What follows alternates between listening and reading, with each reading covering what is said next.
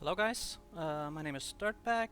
I recently made a Reddit post about this build beating 1000 corruption, and a lot of people wanted to see what the build looked like, what it did, what it would do, like how it would function inside the monoliths, yeah, stuff like that. So I just decided to try to go more in depth in this video here instead of making short videos about monoliths and whatnot.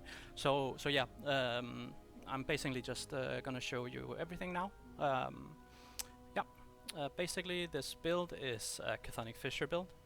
You are utilizing Spine of Malatros, which is like a very interesting item. It does it basically converts the spirits that usually come out from Chthonic Fissure into flame whips instead, that do fire hit damage. And it scales in a very weird way. It scales with ignite chance and it scales with necrotic res. The good thing about that is that necrotic res is something that you're already scaling on a warlock, because you are getting ward per second. Let me see if I can show you. You're getting ward decay threshold, and I believe you're also getting ward per second. I think it's from the helmet, right? There might be another thing as well, but yeah, basically it scales your ward, and it also scales your damage because of the interaction with Spinal Malatros. So it gives you a critical strike multiplier. So that's really efficient, that you're scaling both defensively and offensively with just one stat. So I think I have let me see, I have almost 500. So yeah, that's super good. Another thing it does is that it makes the flame whips that come out of the Chthonic Fissure, they basically scale with almost the whole tree of Chthonic Fissure. So it scales with the initial hit impact. It scales with the fissure, just like the normal fissure, like it says here, Chthonic Fissure deals more damage. But it does not scale with the spirits that, what it says here. It says, let me see. Yeah, the spirits does whatever it inflicts with damned, for example. That does not work. So yeah, that's why I don't go any of that. It would be nice if I could get the fire res, fire strat for free, but it doesn't work. So yeah, it's a really cool interaction. The thing about the ignite chance, let me see. I think it's here. Yeah, it says you get 1 added spell damage per 2% ignite chance, and you get 5% stun chance, which I think some people are kind of forgetting, but it's actually really OP. Stun chance is really good. So when you scale ignite in this build, you basically scale your damage. You're not an ignite build, but you do scale your damage through ignite. So it's not a dot build. Some people on the Reddit post were like, "Oh, I love dot builds," but it's not a dot build. It has dots because that's what you scale the damage with, but the most of the damage is not from dots, it's from hit damage. And usually in builds that do hit damage, you wanna do crit damage as well, because that's just another more multiplier. The way you do that is really interesting, because in this tree that your flame with scale with, you have this node, Forbidden Chasm or Chasm. I'm not English native speaker, by the way, just so you know. But it basically it's a curse that applies 20% crit chance on the target, and it's just flat. You cannot scale it with increased crit, stuff like that. But it's really good. It just adds a 20% flat, plus the 5% that you have base. So you have 25 now with this, and remember that the flame whip applies this on every hit, so you don't even need to apply acid skin with the initial hit. You can just the flame whip will do it for you. And then you have this node that ties to this one that makes your that gives you even more crit chance on the target per like 1% crit per 10% increased poison damage. So that is why, coming back to this weapon again, you have actually, this is something that someone from the Reddit post told me about, and I thought it was a super cool interaction. So thanks to him, by the way. But anyway, the melee damage leech as health is converted to increased poison damage and fire damage and everything through, let me see, where is it? Through this node right here in the passive tree. You convert your health leech into increased damage. So by having this T7 melee leech on my weapon, I know it's melee, but it doesn't matter. It still converts. By having this, I gain almost 40%. Not 400% increased damage.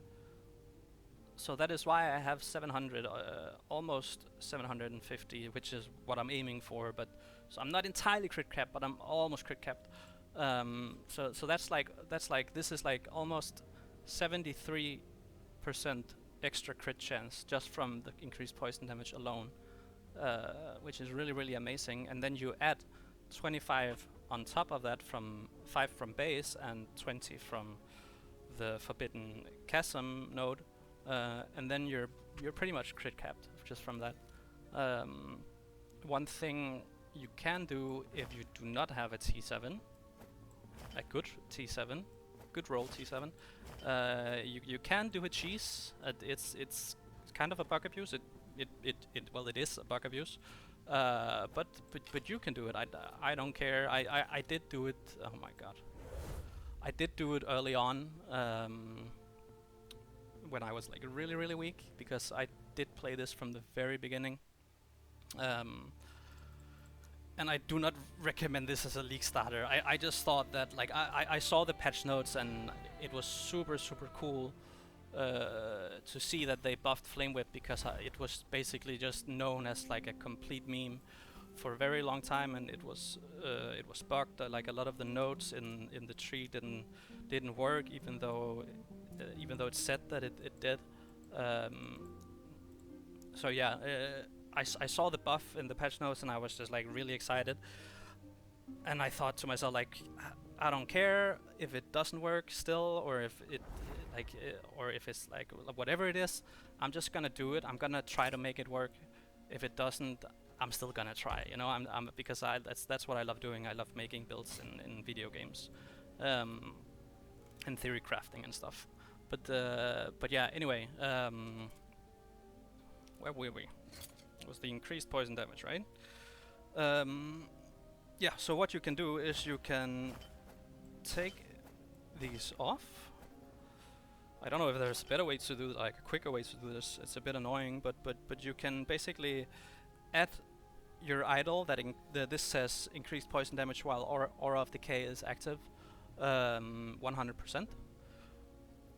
So you go here, you pick Aura of Decay, you use it, then you go back, take on your skill that you're using normally. You still have your Aura of Decay active, and you now have 800% increased damage. Then instead, you remember I had 700 before. Then you take this off. Oh, you take this off, and it's still there. It's not. It's basically snapshotting the Aura of Decay with the increase. Then you can basically just go back here, right? And you have all your normal stuff. You don't need this equipped, and you can have 2 of them on even, but it does kind of suck because you're losing out on a much. Oh wait, what am I talking about? You're not losing out on anything because you're snapshotting. Anyway, basically, it's really strong. So yeah, you can do that. Let me see. I need to take this off again. Okay. What more? I am a low life build. The reason why I'm low life is because, as I told you before, you have you don't have any leech, so it's kind of hard to heal, and also you get increased damage from this node. You get increased damage from this node, but it drains your life. So yeah, there's just like there's a lot of like benefits to it.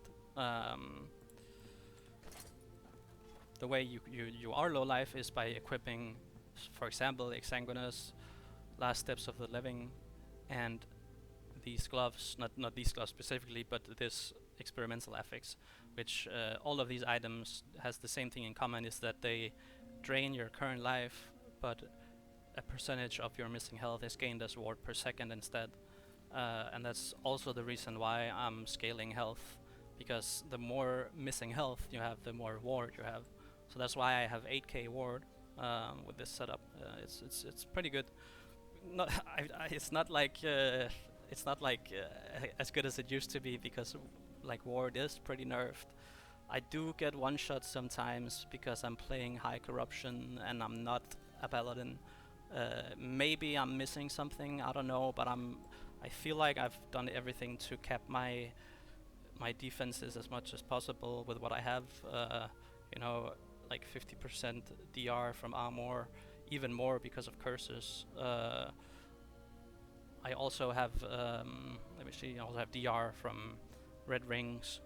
One thing like you could do is that you could take off this Exsanguinous. You would lose out on 20% missing health gained as ward, but you would like equip, for example, what is it called, Titan Heart for 15% DR, or the Ox thing, what I don't remember, Pale Ox I think it's called, which gives you basically 24% DR if it's maxed, and you get like the and I don't know the equation, like maybe someone could tell me if it's better or not, but basically you get more, like Titan Heart and Palox both have a lot of HP on them, just from like that's just what they are. You get like 40% max from Titan Heart, for example. So maybe that would offset the 20% missing health gained as ward. I don't know how that math checks out, but it could be possible that it's better like EHP wise. So yeah, that's basically how that works. One thing I would like to do with the build is I would like to use this non-slammed Pearls of the Swine instead of the one I have on, because the one I have on applies penance on Bone Curse, but I already apply penance through through Profane Veil, so maybe it's better to use this because it applies Decreprify, which is basically also a curse that you do not have in your toolkit usually with this build. And curses, as some people might know, warlocks gain a lot of benefits from having more curses on their target. I think it's like, where is it? I'm not in warlock here. Yeah, you see more armor per curse on the target, and then you have less damage taken per curse on the target. So there's like several of these, like you have this as well, double damage chance per curse, you know. So the more curses you have on the target, the more damage you do, the tankier you are. It's basically just like super good all around. So I think that would offset losing out on the 40-50 increased fire damage. You could maybe use a completely different necklace. This is not a mandatory necklace, but I think it just has a lot of things going for it that you're looking for. So so yeah, that's like one thing I would change.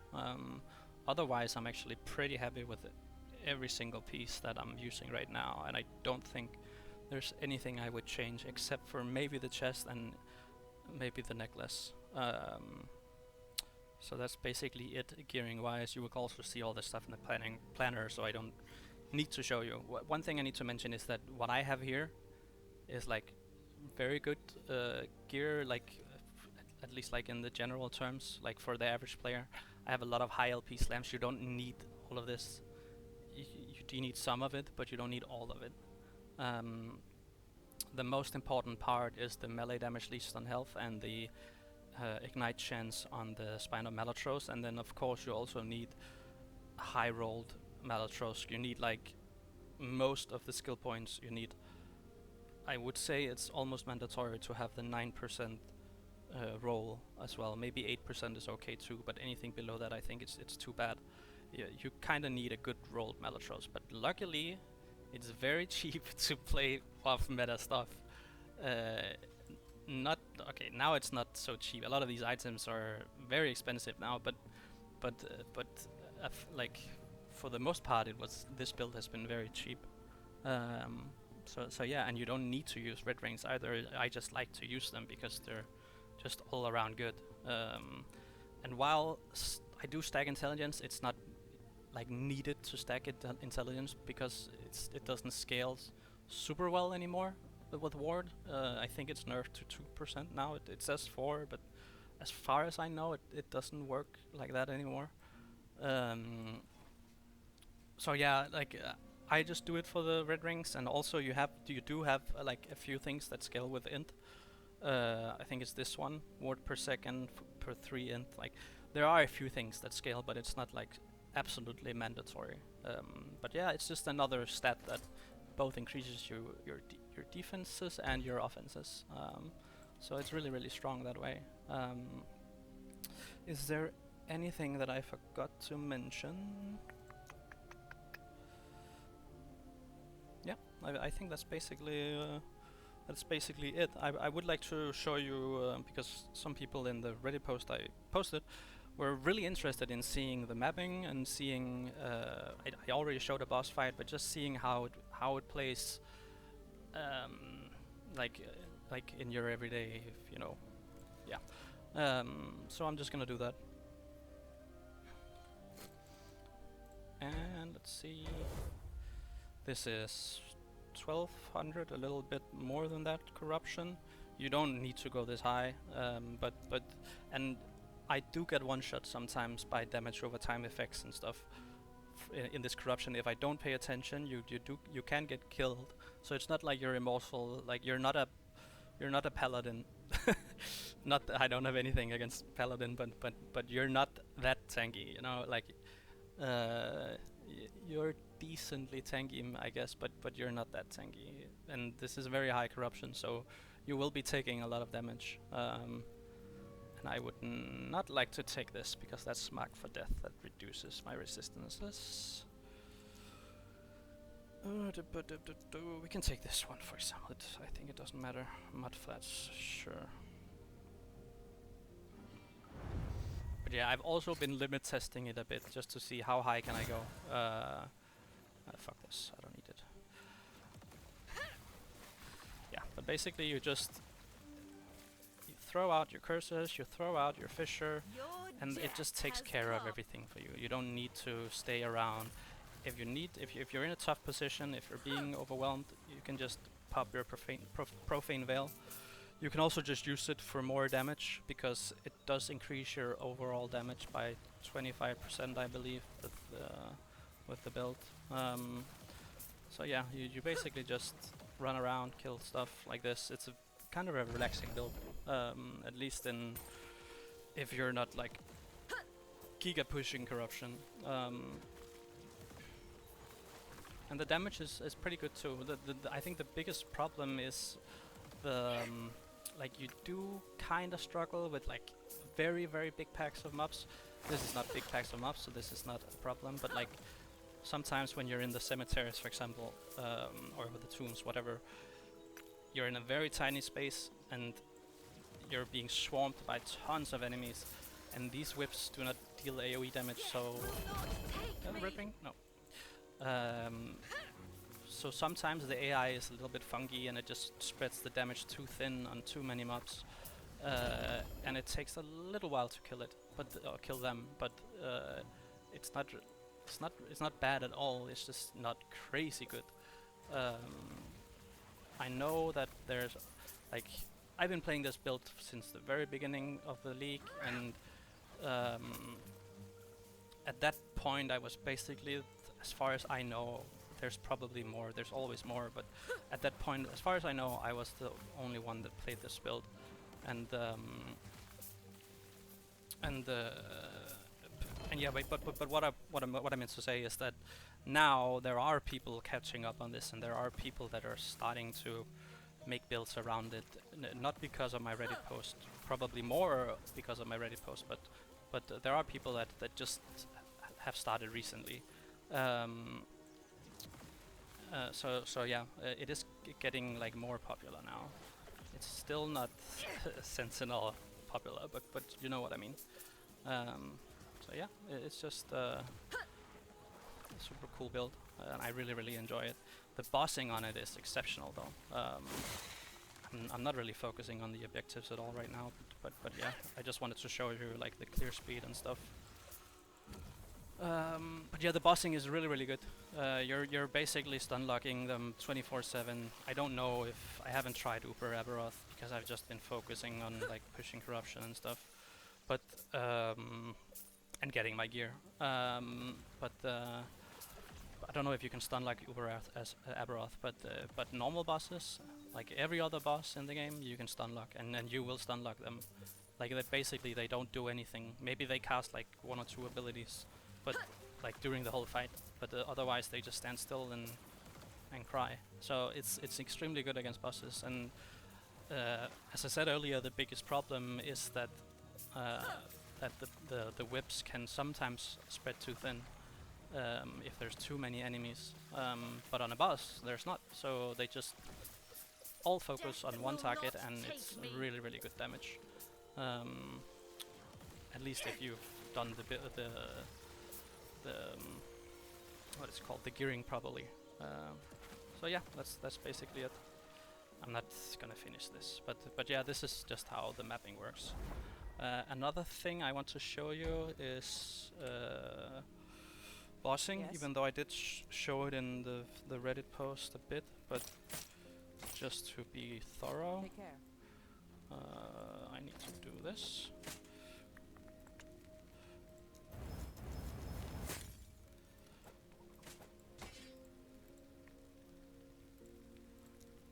I think this should be enough.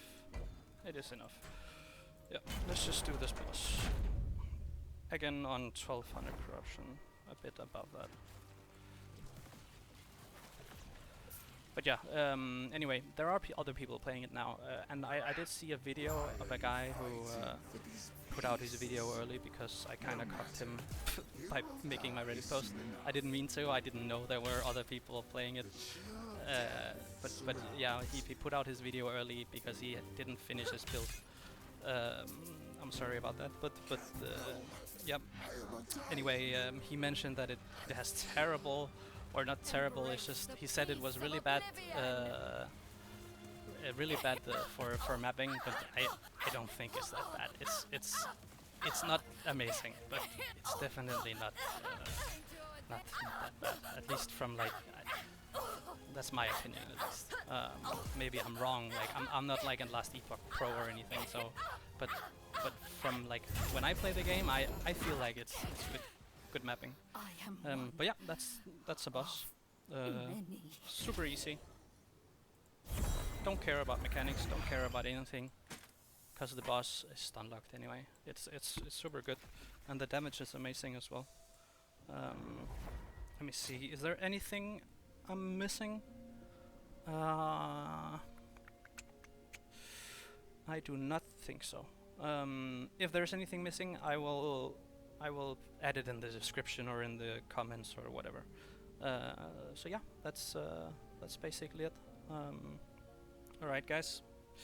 I'll see you around.